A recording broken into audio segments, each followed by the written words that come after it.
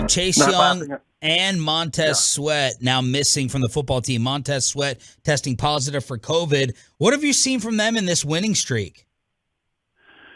They're running the ball. I think I don't want to say they're forming an identity, but they're doing a much better job of running the ball. And now they want to be that team that runs the ball and plays defense. And I guess when you have a free agent quarterback starting for you, I guess to a certain extent that makes sense, right? The weird thing is, as you pointed out, they don't have Chase Young. He's out for the season with an ACL. They don't have Montez Sweat. He was out with a broken jaw, now COVID. So you can make the argument they're two best defensive players, or certainly two of the best. They go out and they're playing better defense now. So it makes no sense, but their winning streak has been carried by their defense. I see it similar, not in the same way, no two teams are alike, as you guys know, but Kansas City started playing good defense when the Cowboys faced them, right? They had a 4-game winning streak, much like Washington, and they were winning because they were playing better defense, and obviously they weren't turning the ball over, and that's how they were winning games. Shoot, the Cowboys defense pretty much, kept Kansas City in check, but the defense took over the game. Kansas City defense took over the game, and that's not the way they had won previously. They won with their offense. But you've got a team, too, again, they're feeling good about themselves. They know they win this game. They're one game behind the Cowboys, and they play them again in 2 weeks, so they can take over the division. Now, what I don't see, Washington is obviously in a 4-game winning streak. I don't see them winning out. I don't see them as a team that is capable of winning 9 consecutive games. I don't think we're going to sit here and point to Washington like you did Tampa Bay last year and say, well, Tampa Bay was 8-5, but they were 8-5. Well, that was great, but they had, again, the greatest quarterback in the history of the NFL, who you guys want to cut, by the way. So, I think Washington. Well, we didn't cut Brady. Yeah. Oh, is he on? No. We're cutting Favre for sure. Well, I'm not. And maybe Breeze. I'm cutting. I was thinking Elway and Breeze. I love it. I love the idea that we're sitting here talking about cutting. Babe, why don't you loosen up a little bit? This is what we do at the bar at happy hours. Who's the best? Who's the greatest? Not, I would not take any of them on my team, and I would just go up and cut them. This is what guys we argue about during happy hour.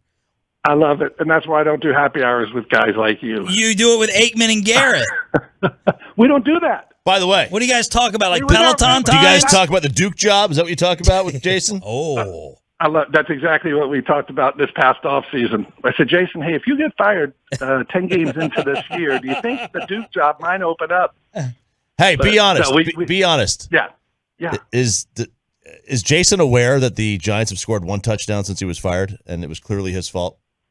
I honestly don't know, but I really feel sorry for Freddie Kitchens. I mean, let's be honest. That place is a mess up there. Nobody was going to come in. Who's your top offensive coordinator? Seriously, in the NFL, if I could give you anybody, who would you take?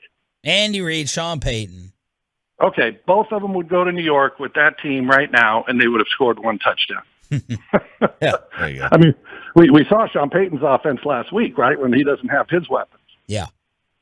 So, did you know anything about? Do you know anything about Garrett and Duke?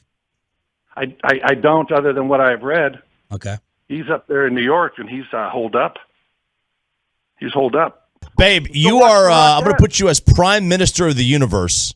How are you going to do the rotation of Randy and Tank and Micah on the defensive line? You could have just made him Dan Quinn, not the Prime Minister. I could have made him Dan Quinn, but I know Babe likes to wear a frontwards hat.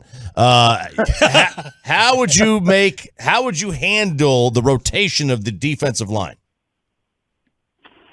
Well, Micah would be a linebacker. Wrong. I just wanted to upset you, Top. I just wanted to upset you there. No, it's a great problem to have, isn't it? But obviously, you've got to limit Tank snaps. You've got to limit Randy Gregory snaps for the short term here.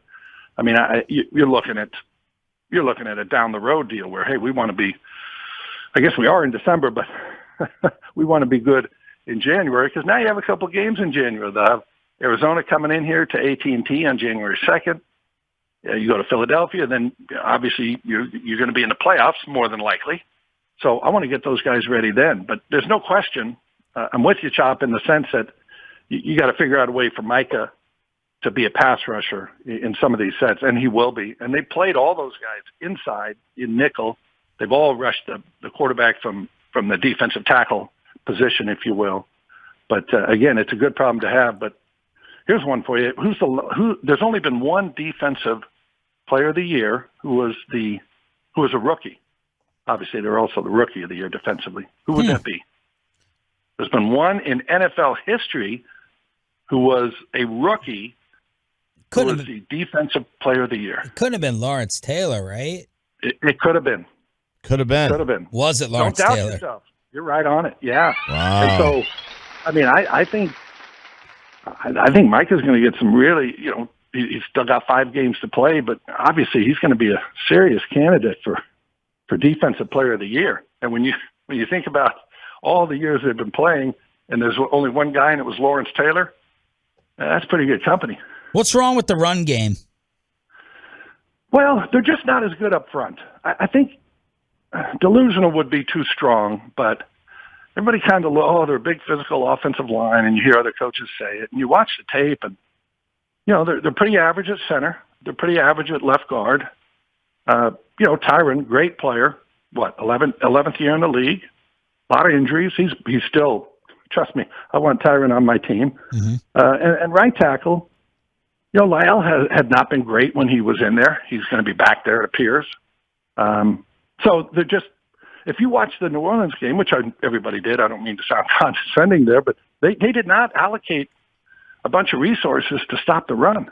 They played 7-man fronts. It wasn't like you said, wow, they're running into 8, 9-man fronts, and they had more people than you could block. No, Cowboys just got beat at the point of attack. Now, New Orleans is a good run defense, obviously great run defense. They've been good for 2-3 years here, and they're at the top of the list, but they just could not move people. So there was, you talk about Zeke being, hobbled a little bit, and he is, but they just got beat at the point of attack in that game. So, I mean, you don't have to. I guess my point is you don't have to look too deeply into why can't they run the ball. They're not moving people off the ball. They're not creating space.